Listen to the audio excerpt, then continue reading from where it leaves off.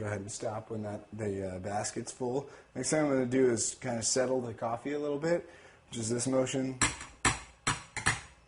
And that just kind of settles the coffee down into the basket. And each time you settle it, you're settling the coffee and enabling about another gram of espresso grinds to be able to fit in there.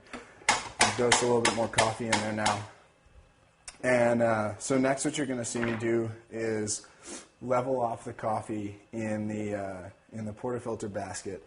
And when I'm doing this, I'm not only creating a nice even flat surface on the top of the basket, but also kind of moving around the coffee in such a way that it evenly distributes the coffee throughout the basket.